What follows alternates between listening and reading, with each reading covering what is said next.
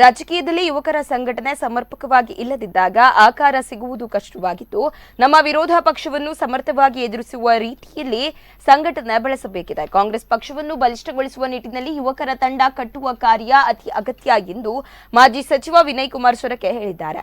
ಸೋಮವಾರ ಮೊಂಡಂಕಾಪು ಚರ್ಚ್ ಸಭಾಂಗಣದಲ್ಲಿ ಪಾಣೆಮಂಗಳೂರು ಬ್ಲಾಕ್ ಯುವ ಕಾಂಗ್ರೆಸ್ ವತಿಯಿಂದ ನಡೆದ ಯುವ ಚೈತನ್ಯ ಕಾರ್ಯಾಗಾರದ ಸಮಾರೋಪ ಹಾಗೂ ಪದಗ್ರಹಣ ಸಮಾರಂಭದಲ್ಲಿ ಸದಸ್ಯತ್ವ ಅಭಿಯಾನದ ಪೋಸ್ಟರ್ ಬಿಡುಗಡೆಗೊಳಿಸಿದರು. ನಮ್ಮಲ್ಲಿ ಹೊಸತನ ಬಂದಾಗ ಪಕ್ಷವು ಉತ್ತಮ ರೀತಿಯಲ್ಲಿ ಬೆಳೆಯುತ್ತದೆ. ಬಿಜೆಪಿಯ ಆಡಳಿತ ವೈಫಲ್ಯದ ಕುರಿತು ಸ್ಪಷ್ಟವಾಗಿ ತಿಳುವಳಿಕೆ ನೀಡುವ ಕಾರ್ಯವನ್ನ ಮಾಡಬೇಕಿದೆ.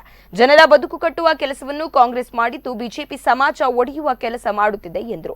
ಮಾಜಿ ಸಚಿವ ಬಿ ರಮಾನಾಥ್ ರೈ, ಜಿಲ್ಲಾಧ್ಯಕ್ಷ ಲುಕ್ಮಾನ್ ಬಂಟ್ವಾಳ, ಜಿಲ್ಲಾ ಪಂಚಾಯತ್ ಮಾಜಿ ಸದಸ್ಯ ಚಂದ್ರಪ್ರಕಾಶ್ ಶೆಟ್ಟಿ ಸೇರಿದಂತೆ ಮತ್ತಿತರರು ಉಪಸ್ಥಿತರಿದ್ದರು.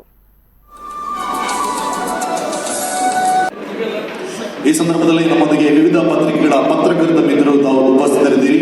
ತಮ್ಮನ್ನು ಕೂಡ ಈ ಸಂದರ್ಭ ಪ್ರೀತಿಯಿಂದ 11 ಜನ, ಒಂದು ಬೂತಿನಿಂದ ಒಂದು ಕ್ರಿಕೆಟ್ ಟೀಮ್,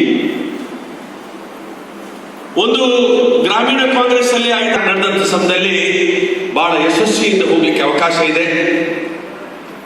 ಹೆಚ್ಚಿನ ಅಂಶ ಇಡೀ ಅವಿಭಾಜ್ಯ ಜಿಲ್ಲೆಯಲ್ಲಿ ಈ ಕಾರ್ಯಾಗಾರ ಏನಿದೆ ಇದು ನಾಂದಿ ಆಗಲಿ, ಪುನರುಪ್ಪಿ ಕಾಂಗ್ರೆಸ್ ಪಕ್ಷದಲ್ಲಿ ಯುವಕರ ತಂಡ ಕಟ್ಟುವಂತ ಒಂದು ಕಾರ್ಯಕ್ರಮಕ್ಕೆ ಈ ಕಾರ್ಯಾಗಾರ ಚಾಲನೆ ಆಗಲಿ.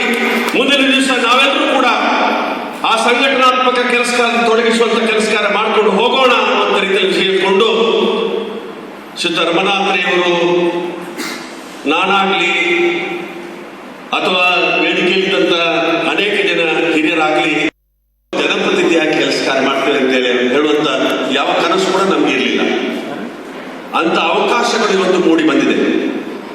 ಆ ದೃಷ್ಟಿಯಲ್ಲಿ ತಾವು ಕೂಡ ಪ್ರತಿಭಾನ್ವಿತರಾಗಿ ಬರಬೇಕು. ತಮ್ಮ ಹತ್ರ ಪ್ರತಿಯೊಬ್ಬರ ಹತ್ರ ಕೂಡ ಪ್ರತಿಭೆ ಇದೆ.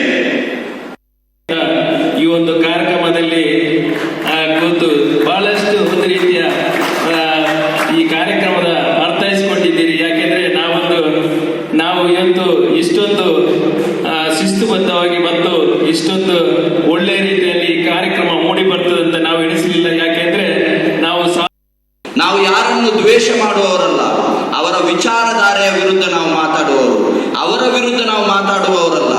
ಯಾಕೆಂದ್ರೆ ನಾನು ಹೇಳ್ತಾ ಇದ್ದೇನೆಂದ್ರೆ, ನಾವು ಅವರ ವಿಚಾರಧಾರೆಯ ವಿರೋಧಿಗಳಂದ್ರೆ ನಾವು ಒಬ್ಬನೇ ಕಾಂಗ್ರೆಸ್ ಸಿದ್ಧಾಂತ ಏನು ಹೇಳ್ತದಂದ್ರೆ, ನಾವು ಯಾವುದೇ ಮನುಷ್ಯರನ್ನು ನಾವು ದ್ವೇಷಿಸಬಾರದು.